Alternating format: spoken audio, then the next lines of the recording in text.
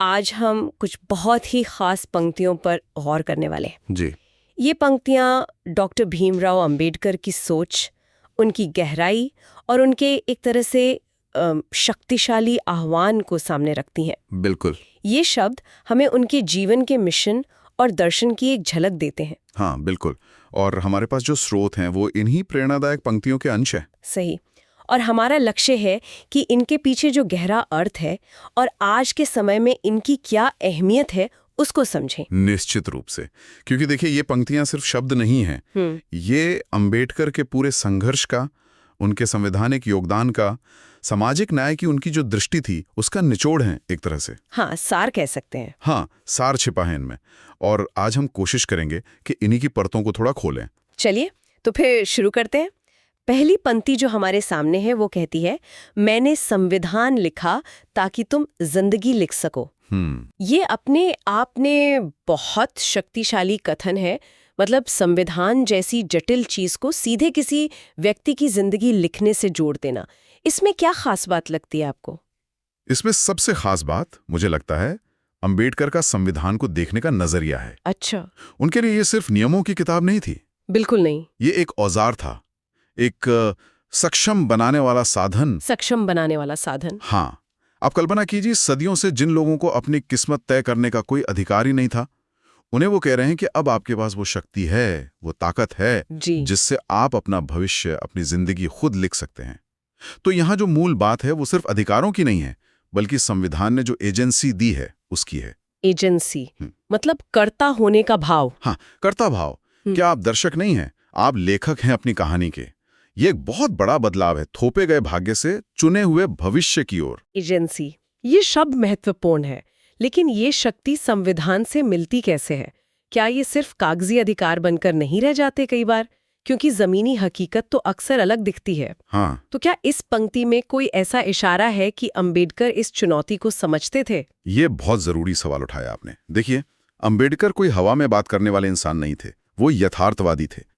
वो जानते थे कि सिर्फ कानून बना देना काफी नहीं होता, लेकिन उनका मानना ये था कि ये कानून, ये अधिकार जैसे समानता का अधिकार, स्वतंत्रता, शोषण के खिलाफ अधिकार, शिक्षा का अधिकार, ये वो नींव हैं जिन पर कोई भी व्यक्ति खड़ा हो सकता है। अच्छा। ये वो हथियार हैं जिनसे वो अन्याय को चुनौती दे सकता है। तो जब वो कहते हैं जिंदगी लिख सको, तो इसमें ये बात छिपी हुई है कि आपको सक्रिय होना पड़ेगा। सक्रिय? हाँ, आपको इन अधिकारों का इस्तेमाल करना होगा।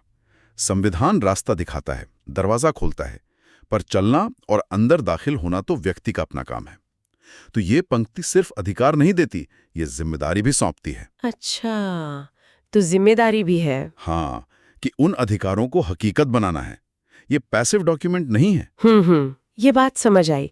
ये केवल अधिकार देना नहीं, बल्कि उन अधिकारों को इस्तेमाल करने का एक तरह से आह्वान भी है। बिल्कुल। ये नजरिया संविधान को एक निष्क्रिय दस्तावेज से कहीं ज्यादा सक्रिय भूमिका देता है, और संविधान के जरिए हर व्यक्ति को अपनी कहानी लिखने की शक्ति देने का ये विचार, ये समाज की उन बेड़ियों को तोड़ने से सीधे जुड़ता है जिनका जिक्र अगली पंक्ति में है। हाँ, अगली पंक्ति है, मैंने छुआ खुद तोड़ा ताकि तुम मनुष्यता जोड़ सको।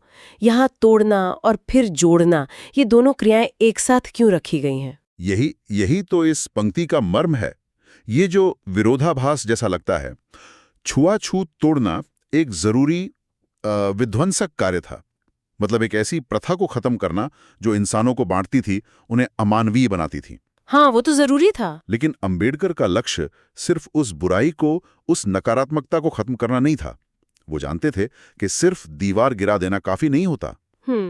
उसके मलबे पर कुछ नया बनाना पड़ता है, कुछ सकारात्मक।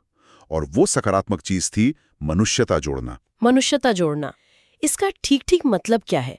क्या ये सिर्फ ये कहना है कि भी भेदभाव मत करो? नहीं, ये उससे कहीं ज्यादा गहरा है। देखिए, भेदभाव न करना तो पहला कदम है, वो तो जरूरी है ही। हाँ। मनुष्यता जोड़ना का अर्थ है सक्रिय रूप से, मतलब एक्टिवली, एक ऐसा समाज बनाना जहां लोगों के बीच का रिश्ता जन्म या जाति पर आधारित न हो। अच्छा। बल्कि उनकी साझा इंसानियत पर आधारित हो। ये सिर्फ साथ रहने की बात नहीं है, ये सक्रिय जुड़ाव की, सहानुभूति की, भाईचारे की बात है। सक्रिय जुड़ाव। हाँ, तो यहां गहरी बात यह है कि अंबेडकर सिर्फ अलगाव खत्म नहीं कर रहे थे, वो सक्रिय रूप से एक साझा पहचान, मनुष्यता, उसको स्थापित कर रहे थे। ये नकारात्मकता के अंत से कहीं बढ़कर था। ये सकारात्मक जुड़ाव का निर्माण था।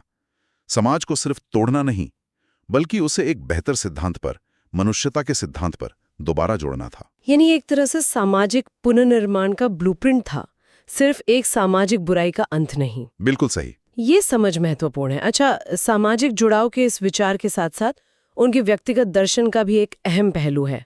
वो तीसरी पंक्ति में झलकता है। जी। मैंने बौद्ध धर्म अपनाया ताकि तुम विवेक से जी सको। ये एक बड़ा व्यक्तिगत कदम था उनका, लेकिन इसका संदेश सार्वजनिक क्यों है और ये विवेक पर इतना जोर क्यों है? हाँ, ये बहुत दिलचस्प है। देखिए, अंबेडकर का बौद्ध धर्म अपनाना वो सिर्फ एक धर्म बदलना नहीं था। ये एक बहुत बड़ा दार्शनिक और सामाजिक वक्तव्य था, एक स्टेटमेंट था। वो हिंदू धर्म की जो जाति व्यवस्था थी, उसमें जो भेदभाव था, जो अतार्किकता थी, उससे वो बेहद आहत थे, निराश थे। हाँ, ये तो जाहिर है। और बौद्ध धर्म उन्हें एक ऐसा विकल्प दिखा जो तर्क पर आधारित था, विवेक पर, करुणा और समानता के सिद्धांतों पर। तो ये जो विवेक शब्द है ना, ये यहाँ केंद्रीय है। विवेक मतलब तर्क, बुद्धि। हाँ, तर्कसंगत सोच, सही गलत का नैतिक निर्णय और अंधविश्वास से मुक्ति, ये सब विवेक में शामिल हैं। तो क्या ये कहा जा सकता है कि ये सामाजिक रूढ़ियों से, बंधनों से एक तरह की बौद्धिक स्वतंत्रता की ओर यात्रा थी? बिल्कुल, आप इसे ऐसे ही समझ सकती हैं।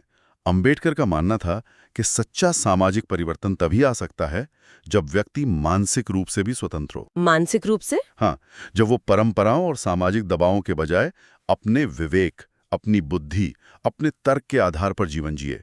तो बौद्ध धर्म अपनाने का उनका फैसला इसी बौद्धिक और कह सकते हैं आध्यात्मिक स्वतंत्रता की तलाश का नतीजा था। अच्छा। और जब वो कहते हैं ताकि तुम विवेक से जी सको, तो वो अपने अनुयायियों को, आने वाली पीढ़ियों को भी यही रास्ता सुझा रहे हैं कि भाई तुम भी अपने जीवन को तर्क, नैतिकता और आत्मसम्मान के साथ जियो। ये उस सामाजिक न्याय की लड़ाई का पूरक था जिसे वो लड़ रहे थे। मतलब भारी समानता के साथ साथ अंदरूनी स्वतंत्रता भी जरूरी है। ये बहुत दिलचस्प है कि कैसे उनके सामाजिक और व्यक्तिगत प्रयास दोनों एक ही लक्ष्य की ओर इशारा कर रहे हैं, एक स्वतंत्र, समान और तर्कसंगत जीवन। हाँ, बिल्कुल। और ये हमें अंतिम पंक्तियों तक लाता है, जो शायद सबसे सीधा और सबसे ज्यादा झकझोरने वाला आह्वान है। जी। अब मैं नहीं आऊंगा, अब तुम ही चलो। हर अन्याय के खिलाफ भीम बनो, हर लड़की के हक में सावित्री बनो। ये पंक्तियां तो सीधे तौर पर जिम्मेदारी सौंप रही हैं, कंधे पर डाल रही हैं। हाँ, और यही बात इन्हें इतनी असाधारण रूप से शक्तिशाली बनाती है। अब मैं नहीं आऊंगा, अब तुम ही चलो। ये ऐसा है जैसे एक पीढ़ी दूसरी पीढ़ी को मशाल सौंप रही हो। ये एक स्पष्ट घोषणा है कि अब किसी मसीहा का इंतजार नहीं करना है। बदलाव लाने का, संघर्ष करने का दायित्व अब हर व्यक्ति का है। ये निष्क्रियता से सक्रियता की ओर एक निर्णायक मोड़ है। ये सिर्फ प्रेरणा नहीं है, ये एक निर्देश है, एक तरह का आदेश। निर्देश। और इस निर्देश के दो हिस्से हैं, भीम बनो और सावित्री बनो। क्या ये सिर्फ प्रतीकात्मक नाम है या इनका कोई खास अर्थ है जिसे अंबेडकर स्थापित करना चाहते थे? नहीं, ये सिर्फ प्रतीक नहीं है। इनका बहुत गहरा और विशिष्ट अर्थ है। भीम बनो का मतलब सिर्फ ये नहीं कि आप डॉक्टर अंबेडकर की तरह दिखें या उनकी नकल करें। अच्छा। इसका मतलब है उनके मूल्यों को जीना, अन्याय के प्रति अडिग रहना, चाहे वो अन्याय किसी भी रूप में हो, जातिगत हो, आर्थिक हो, सामाजिक हो, लैंगिक हो, हर तरह के अन्याय के खिलाफ आवाज उठाना, संगठित होना और समानता के लिए संघर्ष करना। ये लगातार सजग रहने और साहस दिखाने का आह्वान है। ये सिर्फ अपने लिए नहीं, बल्कि पूरे समाज के लिए न्याय की लड़ाई लड़ने का प्रतीक है। और सावित्री बनो, इसका क्या संदर्भ है? ये नाम क्यों चुना? सावित्री बनो का आह्वान विशेष रूप से बहुत महत्वपूर्ण और दूरदर्शी है। ये सीधे तौर पर सावित्रीबाई फूले के काम को सम्मान देता है। सावित्रीबाई फूले, जिन्होंने शिक्षा के लिए काम किया था। हाँ, जिन्होंने 19वीं सदी में लड़कियों और दलितों की शिक्षा के लिए क्रांति ला दी थी। बहुत बड़ा काम था उनका। तो सावित्री बनो का मतलब है शिक्षा के महत्व को समझना और उसके लिए संघर्ष करना, खास तौर पर महिलाओं की शिक्षा और उनके अधिकारों के लिए। ये लैंगिक समानता की लड़ाई को एकदम केंद्र में लाता है। अंबेडकर ये अच्छी तरह जानते थे कि समाज तब तक आगे नहीं बढ़ सकता जब तक उसकी आधी आबादी महिलाएं पीछे छूट जाएं। सही बात है। इसलिए सावित्री बनो का आह्वान हर व्यक्ति के लिए है कि वो महिला सशक्तिकरण और शिक्षा के संघर्ष में अपना योगदान दे। तो आप ये कह रहे हैं कि ये सिर्फ पुरुषों के लिए भीम और महिलाओं के लिए सावित्री बनने का आह्वान नहीं है? बिल्कुल नहीं। बल्कि हर किसी के लिए है कि वो अन्याय के खिलाफ भीम की तरह और शिक्षा व समानता के लिए सावित्री की तरह खड़े हों। आपने बिल्कुल सही समझा। ये भूमिकाएं लिंग विशिष्ट नहीं हैं, ये मूल्यों पर आधारित हैं। कोई भी व्यक्ति, चाहे वो पुरुष हो या महिला, अन्याय के खिलाफ लड़ते हुए भीम के साहस को अपना सकता है। अच्छा। और कोई भी व्यक्ति महिलाओं के अधिकारों और शिक्षा के लिए संघर्ष करते हुए सावित्री की मशाल उठा सकता है। मूल संदेश ये है कि अंबेडकर ने जो रास्ता दिखाया, जो संघर्ष शुरू किया, उसे अब हम सबको मिलकर सामूहिक रूप से आगे बढ़ाना है। ये विरासत किसी एक व्यक्ति की नहीं है, ये सबकी साझा जिम्मेदारी है। ये वाकई एक बहुत ही शक्तिशाली और जिम्मेदार बनाने वाला संदेश है। तो आज की इस पूरी चर्चा को अगर हम समेटें, तो हमने देखा कि कैसे डॉक्टर अंबेडकर की ये पंक्तियां उनके विशाल काम के सार को पकड़ती हैं। जी।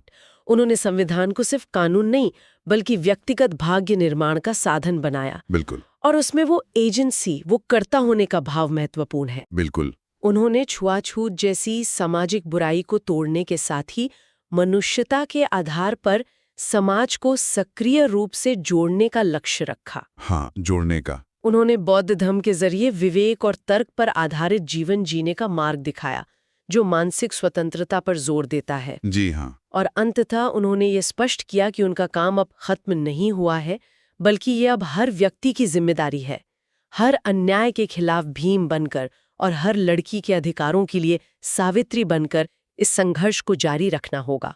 बहुत सटीक सारांश है। ये पंक्तियां हमें याद दिलाती हैं कि अंबेडकर का जो विजन था, वो केवल ऐतिहासिक नहीं है, वो आज भी उतना ही प्रासंगिक है। हाँ, बिल्कुल। उनका आह्वान सिर्फ अतीत की गूंज नहीं है, ये भविष्य के लिए एक स्पष्ट दिशा निर्देश है।